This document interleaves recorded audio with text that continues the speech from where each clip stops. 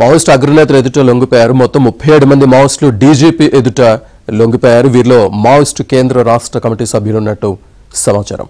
లొంగిపోయిన వారిలో ఆజాద్, అప్పాస్ నారాయణ, ఎర్రా ఉన్నట్టు తెలుస్తోంది.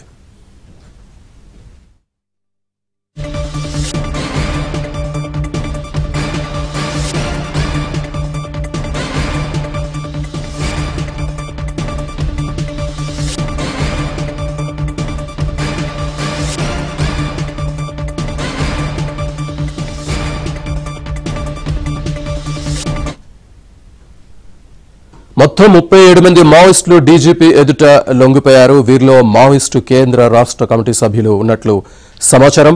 లొంగిపోయిన వారిలో ఆజాద్, అప్పాస్ నారాయణ, ఎర్రా ఉన్నట్టు తెలుస్తోంది. పూర్తి డీటెయిల్స్ మా క్రైమ్ కరెస్పాండెంట్ ప్రవీణ్ అందిస్తారు. ప్రవీణ్,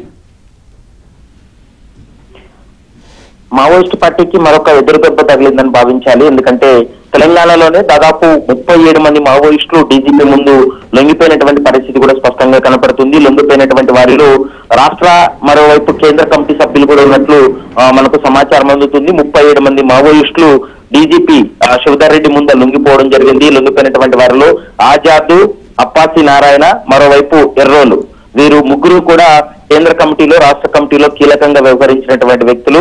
వీరు తెలంగాణ పోలీసులతో గత కొంతకాలంగా లొంగుబాటుకు తెలంగాణ పోలీసుల ప్రయత్నంలో భాగంగానే ఈ 37 మంది మావోయిస్టులు కూడా లొంగిపోయినటువంటి పరిస్థితులు కనపడుతుంది. ఎందుకంటే ఛత్తీస్గఢ్, తెలంగాణ రాష్ట్రం అయితే తెలంగాణ రాష్ట్ర ప్రభుత్వాలు అయితే మాత్రం మావోయిస్టులపై కొంత సానుభూతి చూపిస్తూ ఉన్నారు. ఖచ్చితంగా మీరు లొంగిపోండి, ఎక్కడ కూడా అడవుల్లో ఉండి పోరాటం చేయకండి, లొంగిపోవాలని కూడా ఇప్పటికే తెలంగాణ రాష్ట్ర ప్రభుత్వం పిలుపునిచ్చినటువంటి నేపథ్యంలో ఈ రోజు 37 మంది మావోయిస్టులు లొంగిపోయారు. మధ్యాహ్నం 3 గంటలకు డీజీపీ శివధర్ రెడ్డి మీడియా సమావేశం ఏర్పాటు చేసి లొంగిపోయినటువంటి వారందరినీ కూడా మీడియా ముందు ప్రవేశపెట్టేటువంటి అవకాశం అయితే కనపడుతుంది. ఇప్పటికే కేంద్ర రాష్ట్ర కమిటీ సభ్యులపైన ఉన్నటువంటి రివార్డును కూడా మీడియా సమావేశంలోనే అందించేటువంటి అవకాశం అయితే కనపడుతుంది. Srinivas. Right Praveen, thank you.